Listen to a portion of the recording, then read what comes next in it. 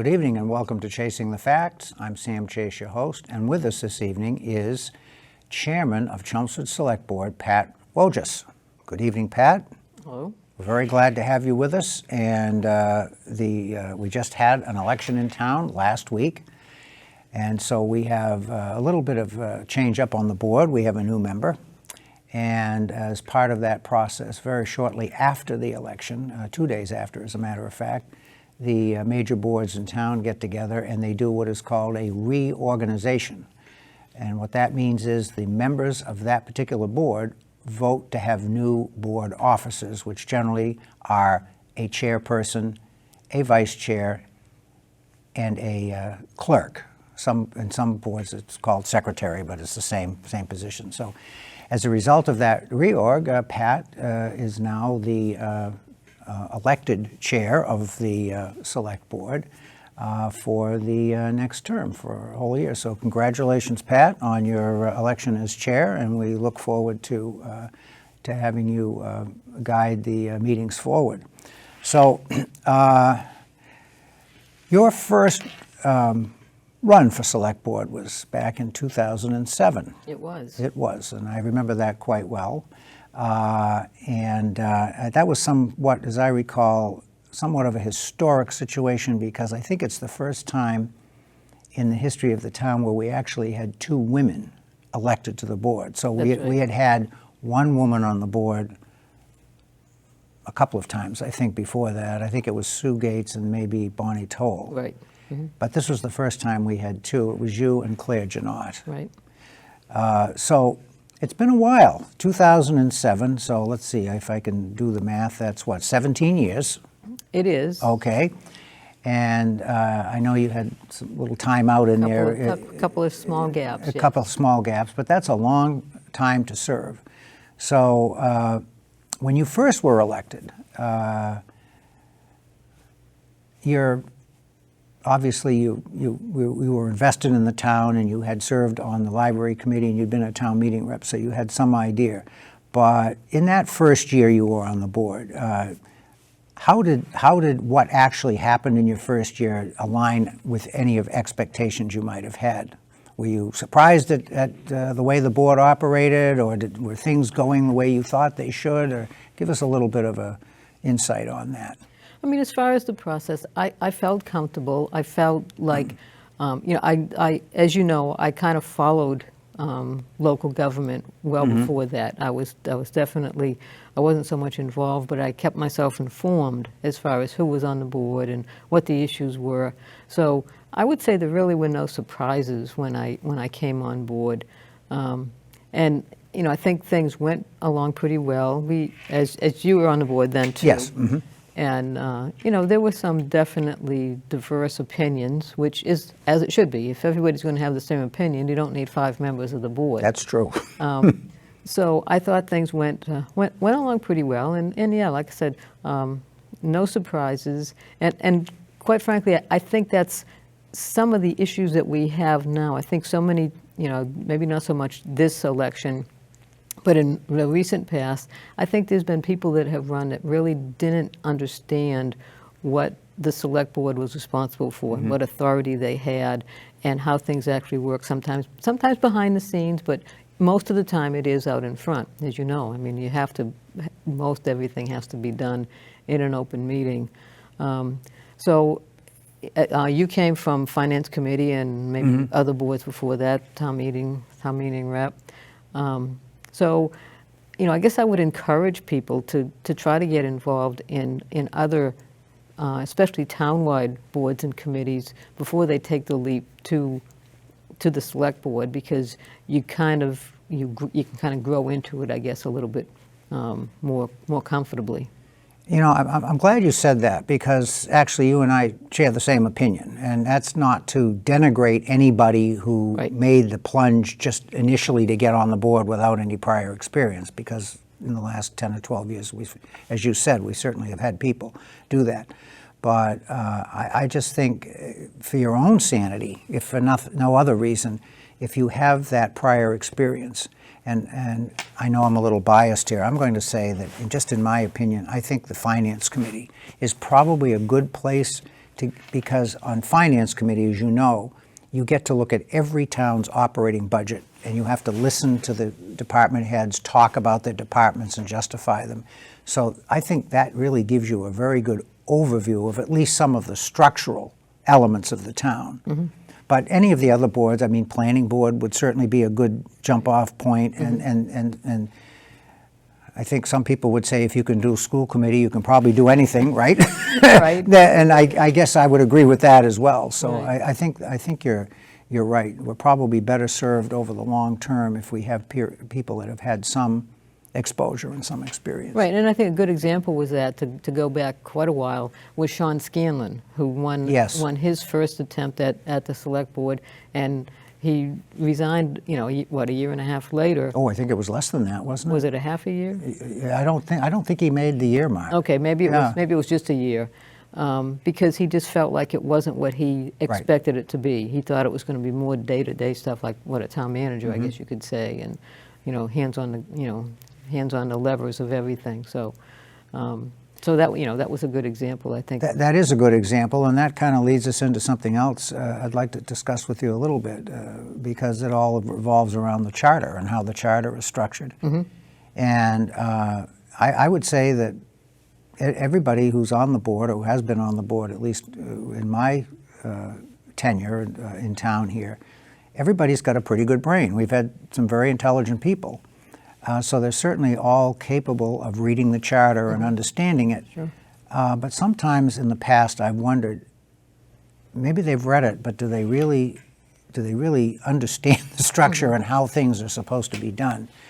Because I have seen in the recent past some indications of certain members of the board who think, or who, like you said, Mr. Scanlon, who think that they probably should be more involved in the day-to-day operation. So give me a take on how you, first of all, your understanding of the charter, because I know you've read it several times. I have. And how you feel, whether you think that that's still an appropriate way for the town to operate, or would you recommend any changes? I mean, just kind of give us a little bit of your insight into that, if you will. I think one of the best things the town ever did was create a charter and vote that to use a charter going forward. And we did that in 1989. And before that, as you know, I mean, I can't imagine how you could have been a select board person. They were called the Board of Selectmen then. I can't imagine how much time it must have taken to do all the things that were required of the selectmen at the time without having the town manager or town administrator to do all the day-to-day things. Yeah, because at 40 years ago, or 50 years ago, we were 30,000 people. Right. Yeah. So we were close to where we are right now. Exactly. So, I mean, back in the 50s, maybe it was a little bit different when there were only 12,000 people. But, I mean, even now, when you're on the select board, you can kind of make it what you want, as you know. I mean, you can, I spend a lot of time doing select board stuff. I like to go to ribbon cuttings. I like to go to events around town. I like to, be out and about and meeting with the residents. And, a lot of times they'll stop me and they'll come up with some issue, a lot of times that I can't, personally do anything about, but I can keep a sense for what's going on around town. And then I periodically meet with the town manager and bring him these concerns that come to me. But, not everybody does that. There are some people who have been on the board and they think, you have a meeting every other week, and other than that, there's not much else to do. But there really is. There's a lot you could do and a lot you should do, but it's not mandatory, so sometimes it's not done. So, I mean, I don't know if that answers your question at all. About Well, it does, I think, partially, and I think you're right in your assessment of how different people might view the role. But as far as our structure is concerned, we have the so-called, for lack of a better term, the strong town manager form of government, where the day-to-day operations are directly managed by the town manager, and the charter goes so far as to say it is the intent of the charter that the select board does not get involved in the day-to-day operations. It's pretty clearly outlined. But that's not to say that the board can't influence the town manager in the way he approaches things or tries to manage the town. It's just a lot more work than being able to simply bark an order and have it carried out. Right. Okay. And since Right. since the town manager has to deal with 5 members of the select board, it's hard to keep. I guess you could say it's hard to keep 5 people happy if they all have different ideas about what should be done on some of the Yep, day-to-day absolutely. Issues around town. So, and I think Paul Cohen does an excellent job of manipulating that, for lack of a better term, as far as trying to keep everybody up to speed with what's going on, and to address issues as they come up the best way that he thinks should be done for the entire town, not necessarily for one person on the board. Right, and that's the essence of the management role I think that he has. I can remember, well, as you said, I was on the board when we hired Paul, so I was at about the 1.5 year mark, I think, of my service when we brought him in, and I was struck almost immediately by the amount of communication he would generate, because that wasn't always the case with the prior town manager. So even little small stuff that would happen, you'd get an email within 24 hours, this and that happened, and oh wow, And at one point I remember saying to him, you don't need to send me an email to tell me that you brushed your teeth at 8 o'clock last night. I mean, of course I'm exaggerating, Right. but you get the idea. I thought his communication was excellent.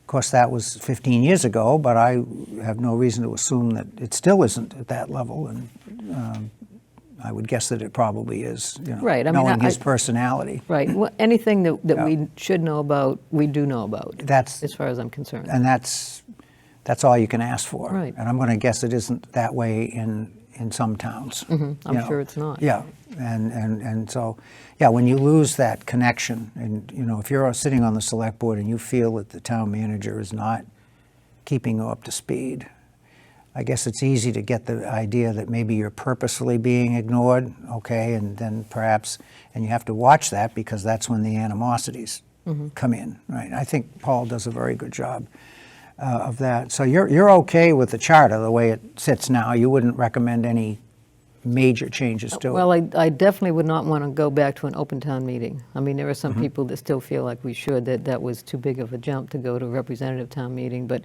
I mean, if you see other communities around here that have open town meeting, especially right now where there's, a lot of communities are talking about overrides, and then some of the other issues that are coming up, MBTA communities and some other zoning things. I know of 2 local communities, they had to postpone their town meetings because there's so many people showed up for them, they just didn't have the capacity in the building they were having. It's like an override. A local election, you get a turnout of 15% if you're lucky, but if you put an override on the ballot, it's 60%. Yeah, at least. Yeah, exactly. Yeah, so I'm fine with that. I mean, are we big enough to go to a town council type? I think we might be getting there at some point in a not too distant future, but again, I know that would be a very tough sell in the community. Well, I can tell you, I was on the Charter Review Committee, as you know, and I think our first meeting after we got through all the, procedural stuff that we had to, and I remember saying to the folks, I said, we ought to talk, let's just start right now. Is there anybody here on the Charter Review Committee that thinks we ought to recommend a change to council manager? Well, that was a dud. That conversation lasted about 45 seconds. There was absolutely, but this was, what, 8 years ago, right? At that time, there was absolutely no sentiment at all, and there were 9 of us. I wanted to talk about it because I thought it was something that we ought to at least discuss. But sure, yeah, I think it is. But nobody else wanted to. Okay, fine. So we won't even talk about it, because nobody wanted to talk about it. But I think the representative town meeting works, and I agree with you. If we were to go backwards now, I just don't think it would be manageable. Right, I agree. Yeah. And some would argue that even the representative town meeting is not manageable times. Well, there's way too many vacancies for sure. I was shocked. I saw it this morning. I forget where I saw it. It was posted somewhere. It was one precinct where there were 3 vacancies. Right. So half the membership for this particular term is gone. I don't think I've ever seen that many in one precinct. Right, that's pretty excessive.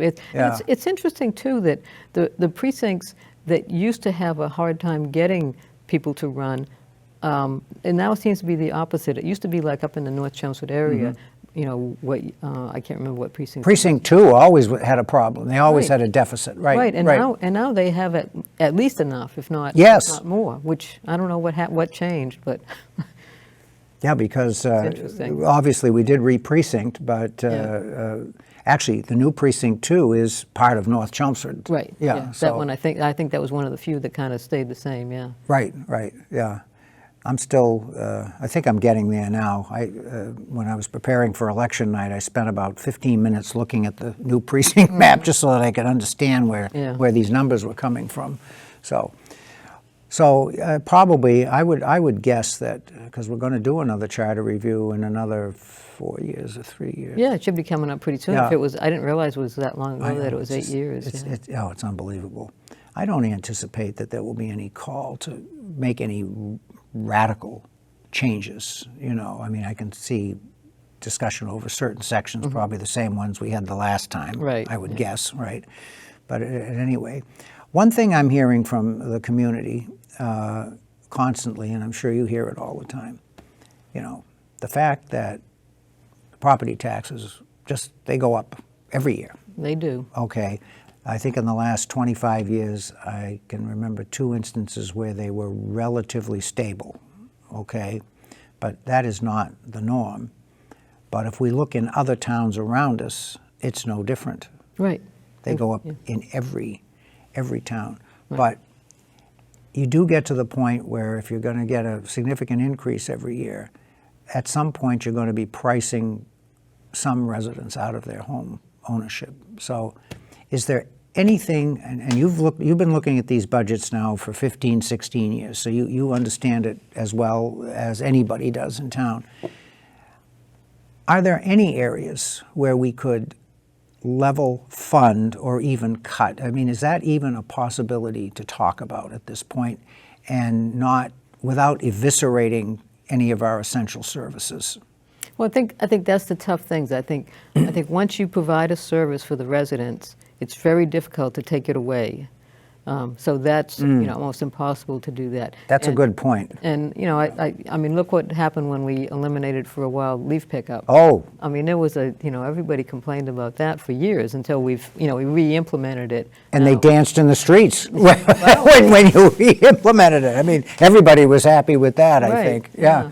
So so that's one thing. Yeah. I mean, as I said, I think Paul Cohen does a good job as far as the budget and as far as staffing. Like you said, every community right now is struggling. We're in a fairly decent shape. We're not looking at an override at this point. At this point. Paul is trying to maintain level staffing levels, trying to maintain a level service budget, not increasing things significantly.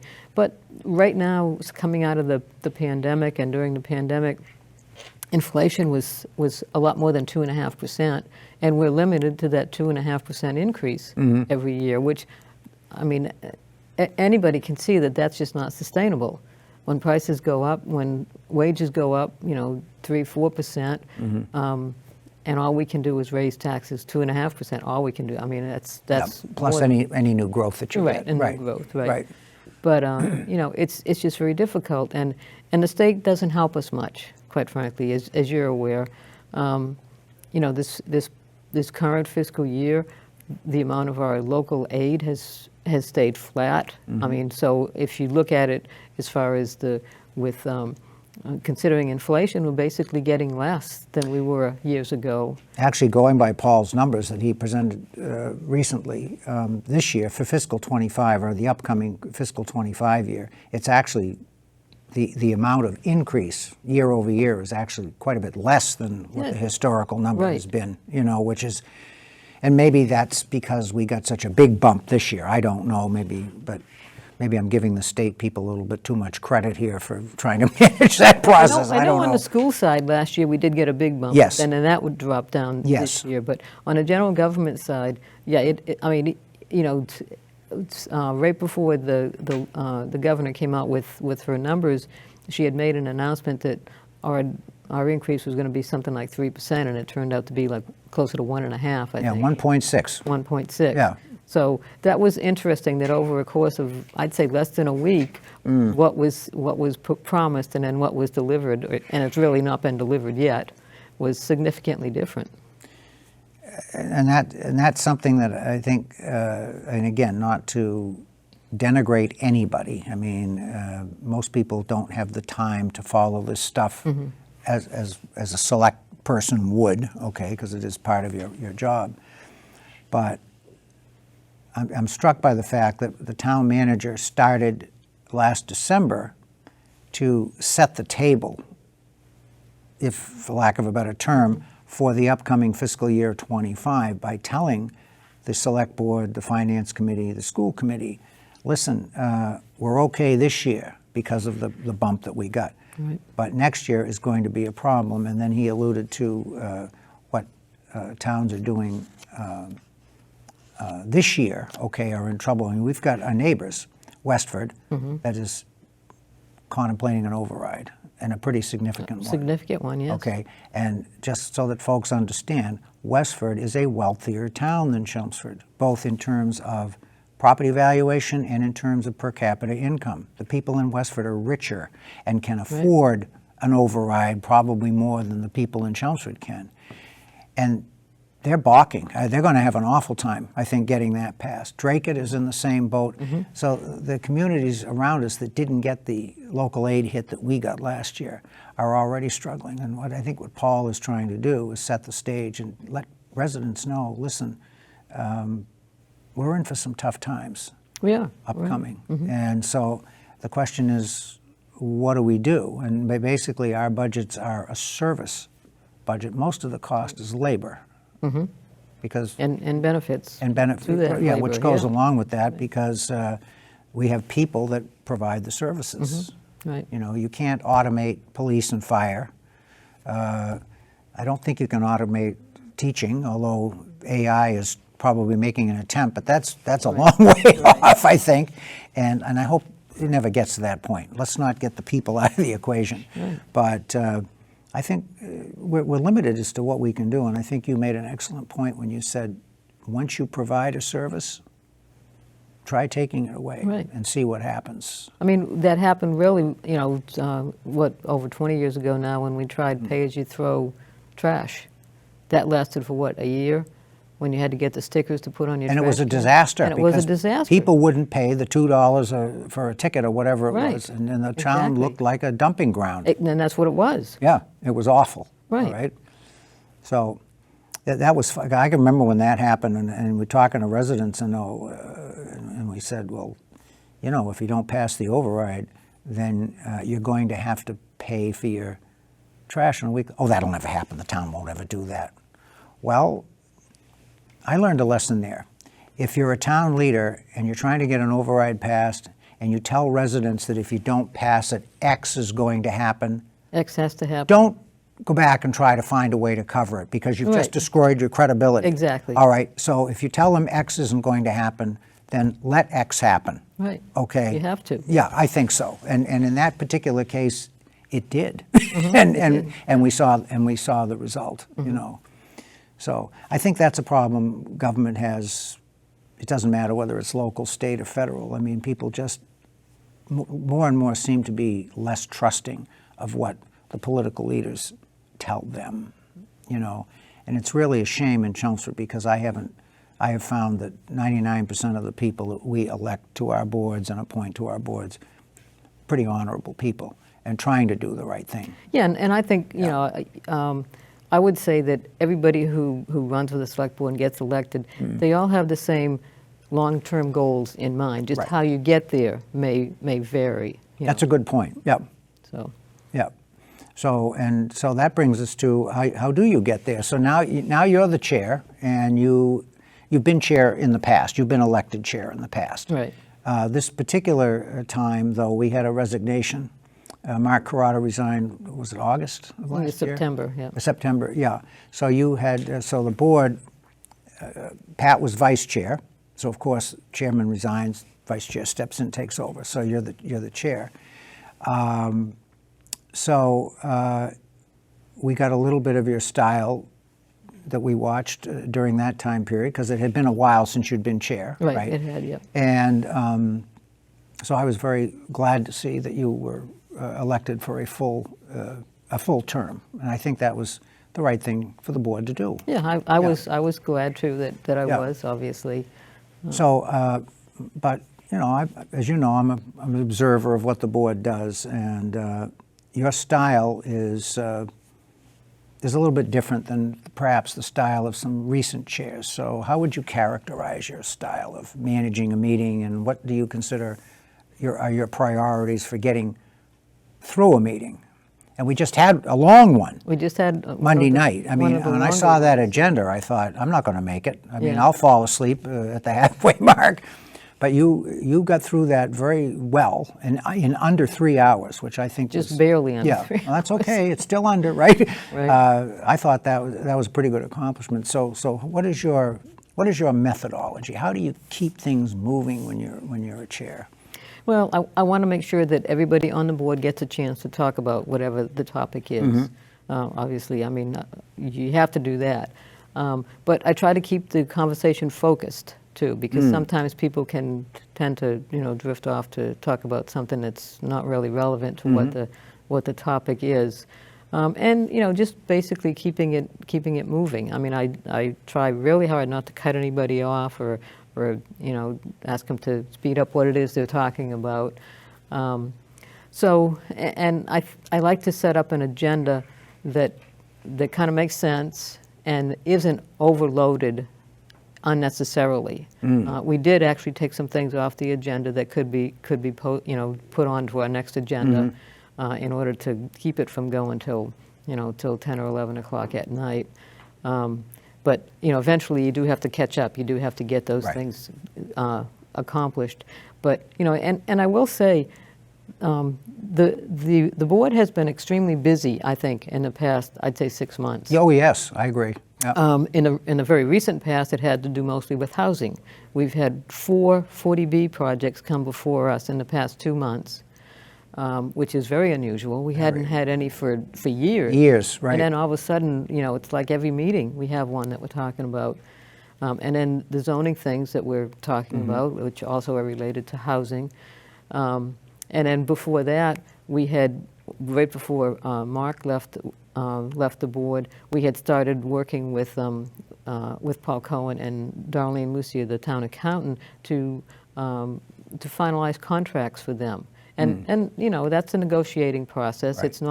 It's not a half-hour meeting. No, it to get takes a long done. time. It takes a long time. It takes several iterations and sometimes long meetings. So I think between those two things, we really have accomplished a lot, but we've spent a lot of time doing it, but we did it the right way. We had to do it the right way.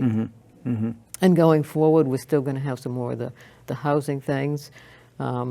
So, I mean, what I try to do, like I said, is to put on the agenda to try to put things that make sense to talk about together, put them together so that we can do that, so we can maybe talk about, get 2 things accomplished at once, rather than have something at the beginning of the agenda about one thing and then towards the end of the agenda kind of repeat what it is we were doing before.